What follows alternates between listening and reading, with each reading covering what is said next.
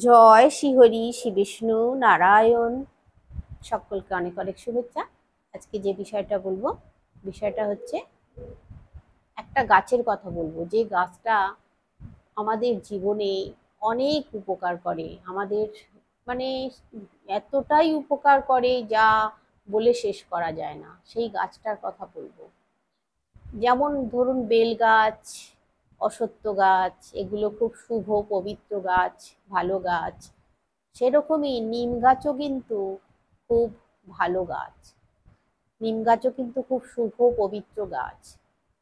আমাদের আগেকার দিনে আমাদের মা ঠাকুমা দিদিমা আম, এদের কাছে শোনা যায় গল্পর ছলে, দাদুদের কাছে, যে এই সমস্ত গাছে নাকি ভূতের বাস, ভূত পেতের বাস। কিন্তু আসলে তা নয়।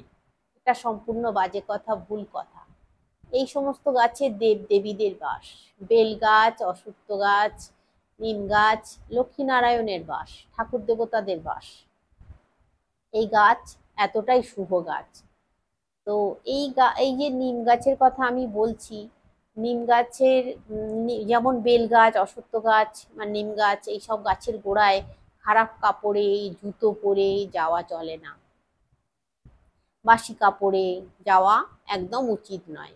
এগুলো তো ভালো গাছ, এতে যেহেতু ঠাকুর দেবতাদের বাস এখানে, সেখানে এইগুলো করে যাওয়া উচিত নয়। নিম পাতা আমাদের এতটাই উপকার করে যে বলে বোঝানো যায় না। নিম পাতা কেন শুধু, এটা হচ্ছে ঔষধি গাছ। নিম পাতা, নিম ফল, নিম ফুল, তারপরে নিমের ডাল, নিমের ছাল, সমস্ত কিছুই কিন্তু কাজে লাগে, সমস্ত কিছু কাজে লাগে। ওষুধ তৈরি হয় এর থেকে। নিম পাতা যদি 1 চামচ নিম পাতার রস খেয়ে নেওয়া যায়, যাদের কৃমি হয় তাদের কৃমি ভালো হয়ে যায়, মলত্যাগের সঙ্গে সেই কৃমিগুলো বেরিয়ে যায় নিম পাতার রস খেলে। তারপরে নিম পাতা চিবিয়ে খেলে পেটের রোগ সারে। পেটের যাদের পেট মানে মচকায়, কাম কাম মানে বেশ কামড়ানি মতো হয়, মনে হচ্ছে যেন পেট ব্যথা করছে, মচকাচ্ছে পেটটা, সেরকম কিছু হলে এই নিম পাতা চিবিয়ে খেয়ে ফেলে দিতে হবে। ফেলে দিলে পেটের রোগ, পেটের অসুখ ভালো হয়ে যায়।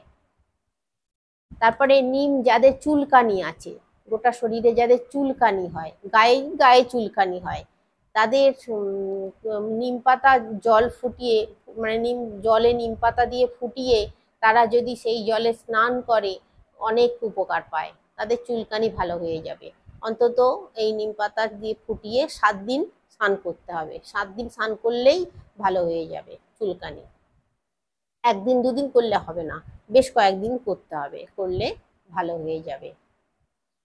তো এরকমই অনেক কিছুই আছে যেগুলো উম, মানে খুব উপকার হয়।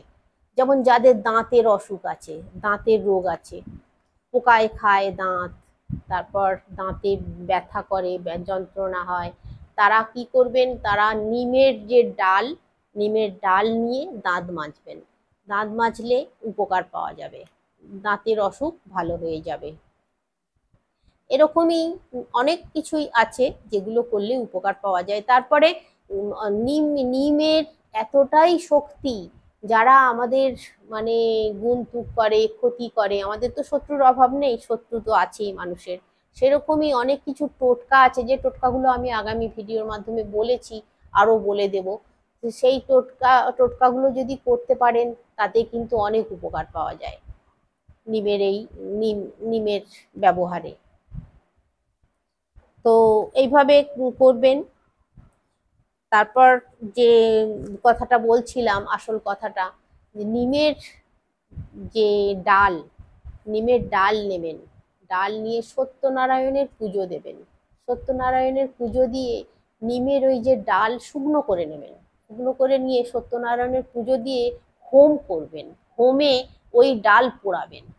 দেখবেন আপনাদের যে সমস্ত গ্রহ দোষ আছে, বাস্তু দোষ আছে, সমস্ত কেটে যাবে।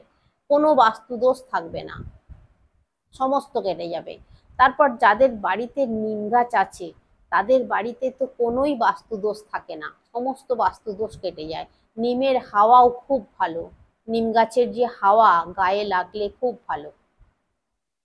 তো এরকমই নিম নিম গাছের কথা আজকে বললাম আপনাদেরকে। আপনারা আশা করছি আপনারা যদি এগুলো করতে পারেন আপনারা উপকৃত হবেন।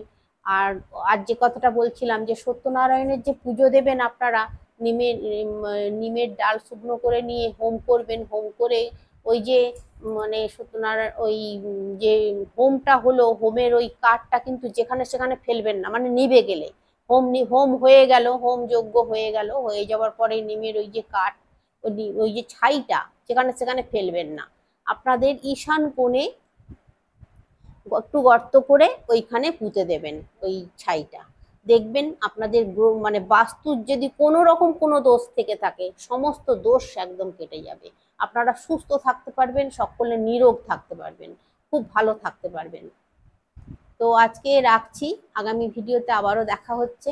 সকলে অনেক অনেক সুস্থ থাকবেন, অনেক অনেক ভালো থাকবেন। শ্রীহরি শ্রী বিষ্ণু নারায়ণের কৃপায়।